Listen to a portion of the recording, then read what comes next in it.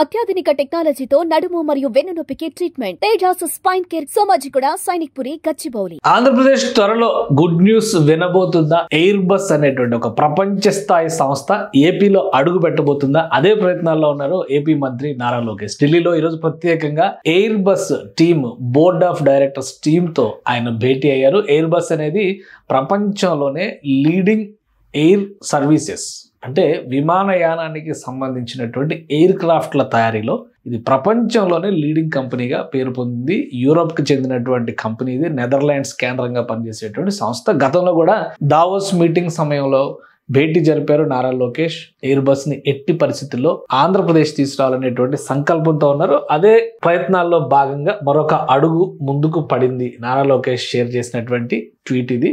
Air bus టీంతో ఆయన భేటీ అయ్యారు ఈరోజు ఢిల్లీలో. కేంద్ర పౌర విమానయాన శాఖ మంత్రి రామ్మోహన్ నాయుడు గారు కూడా ఇందులో ఉన్నారు. ఎయిర్ బస్ టీంకి ఆంధ్రప్రదేశ్లో ఉన్నటువంటి పాలసీస్ గురించి ఎక్స్ప్లెయిన్ చేశారు. ఇంకా అనేక ఫొటోస్ ఉన్నాయి. ఎయిర్ బస్కి సంబంధించినటువంటి డెమో పీసెస్ని ఆయన పరిశీలించారు. దీనికి సంబంధించినటువంటి ట్వీట్లో కూడా క్లియర్గా పేర్కొన్నారు.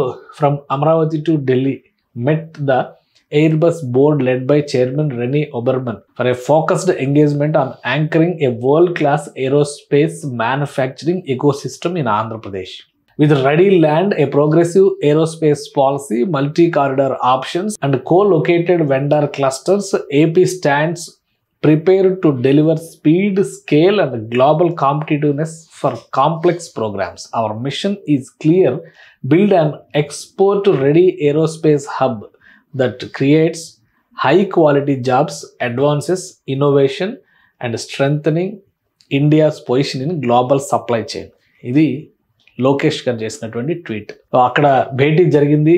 రెనో ఒబెర్మన్తో డిస్కషన్ జరిగింది. ఆంధ్రప్రదేశ్కి ఎందుకు రావాలనేటువంటి అంశం పైన లోకేష్ చేసినటువంటి విశ్లేషణ. ఆంధ్రప్రదేశ్లో ఇప్పుడు ఏరోస్పేస్కి సంబంధించి ఏరో బేస్డ్ పార్క్లు అంటే ఒక ఇండస్ట్రియల్ క్లస్టర్ని డెవలప్ చేయాలనేటువంటి సంకల్పంతో ఉంది. పూర్తి స్థాయి మ్యానుఫ్యాక్చరింగ్ యూనిట్తో పాటు దానికి సంబంధించినటువంటి ఇతర యాన్సిలరీ యూనిట్ క్లస్టర్స్ను కూడా ఏర్పాటు చేసే దిశగా సహకరించాలి, ఆంధ్రప్రదేశ్లో అడుగు పెట్టాలంటూ విజ్ఞప్తి చేశారు నారా లోకేష్ ఈ టీంకి. ఈ టీం కనుక వస్తే ఆంధ్రప్రదేశ్ చరిత్ర మారిపోయేటువంటి ప్రాజెక్ట్ కింద దీన్ని మనం చూడాల్సి ఉంటుంది. ఎందుకంటే ఎయిర్ బస్ అనేటువంటి సంస్థ ఆల్మోస్ట్ 69 బిలియన్ల యూరోల కెపాసిటీ ఉన్నటువంటి సంస్థ. ఇది ప్రపంచంలోనే ఎయిర్ బస్ మేకింగ్లో అంటే ఎయిర్ క్రాఫ్ట్ల తయారీలో నంబర్ 1 కంపెనీగా భావించేటువంటి సంస్థ.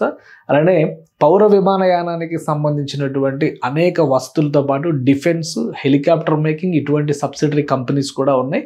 ఆ కంపెనీస్తో పాటు వివిధ రకాల ఏరోస్పేస్కి సంబంధించినటువంటి వ్యవస్థల్ని ఆంధ్రప్రదేశ్లో ఆవిష్కరించే దిశగా రావాలంటూ ఆహ్వానం పలికారు మంత్రి నారా లోకేష్ కేంద్ర మంత్రి రామ్మోహన్ నాయుడు గారితో కలిసి. ఒకవేళ ఈ ప్రాజెక్టు వస్తే కనుక ఖచ్చితంగా ఏపీ చరిత్ర మారిపోయేటువంటి ప్రాజెక్ట్ అవుతుందని చెప్పడానికి ప్రధానమైన రీజన్ ఏంటంటే దీని హిస్టరీ, ఈ సంస్థకు ఉన్నటువంటి గొప్పతనం తెలుసుకుంటే కనుక ఇది ప్రపంచంలోనే అత్యద్భుతమైనటువంటి సంస్థగా పేరు పొందింది. Air bus company pioneering sustainable aerospace for a safe and United world.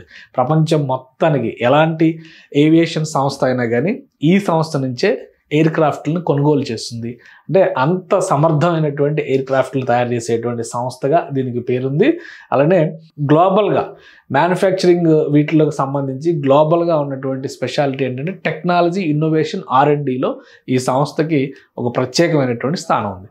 ఇంత భారీ సంస్థని తీసుకురావాలి ఆంధ్రప్రదేశ్కి, తీసుకొస్తే కనుక మ్యానుఫ్యాక్చరింగ్ ఆపర్చునిటీస్తో పాటు జాబ్ ఆపర్చునిటీస్ విపరీతంగా పెరుగుతాయని చెప్పని ఆంధ్రప్రదేశ్ ప్రభుత్వం భావిస్తుంది. అందులో భాగంగానే ఎయిర్ బస్ కాంట్రాక్ట్ని ఎట్టి పరిస్థితుల్లో కూడా ఎగ్జిక్యూట్ చేయాలి, ఆంధ్రప్రదేశ్లో అడుగు పెట్టే విధంగా తీసుకురావాలని చెప్పని నారా లోకేష్ సంకల్పంతో ఉన్నారు. దావోస్ మీటింగ్లో ఒక విడత చర్చలు గడిచినాయి. తర్వాత మరొకసారి భేటీ జరిగింది. ఈరోజు ఒక విధంగా ఢిల్లీలో జరిగినటువంటి భేటీ ఒక కీలకమైనటువంటి భేటీగా చూడాల్సి ఉంటుంది. బోర్డు అందరినీ కలిపి ఇంక్లూడింగ్ చైర్మన్ బోర్డుతో భేటీ అయ్యారు కాబట్టి ఆంధ్రప్రదేశ్ చేసినటువంటి ప్రతిపాదనలు ప్రధానంగా మ్యానుఫ్యాక్చరింగ్ యూనిట్, అలానే 2 ఇండస్ట్రియల్ క్లస్టర్స్, ఏరోస్పేస్ క్లస్టర్స్కి సంబంధించినటువంటి ప్రాంతాలు అంటే భూములు ఎక్కడ కేటాయించడానికి అవకాశం ఉంది, options, speed of doing business పేరుతో ఏరోస్పేస్ పాలసీ ఆంధ్రప్రదేశ్ ప్రభుత్వం ఇటీవల రిలీజ్ చేసింది. ఏరోస్పేస్ పాలసీని ఏ విధంగా అమలు చేస్తాం అనేటువంటి అంశాలను కూడా ఈ బృందంతో వివరించారు. కాబట్టి ఎట్టి పరిస్థితుల్లో ఏపీలో కనుక అడుగు పెడితే ప్రభుత్వం పూర్తి స్థాయిలో సహకరిస్తుందని చెప్పని లోకేష్ భరోసా ఇచ్చారు. అందులో భాగంగానే ఈ భేటీ చాలా ముఖ్యమైనటువంటి భేటీగా ఆయన చెప్పారు.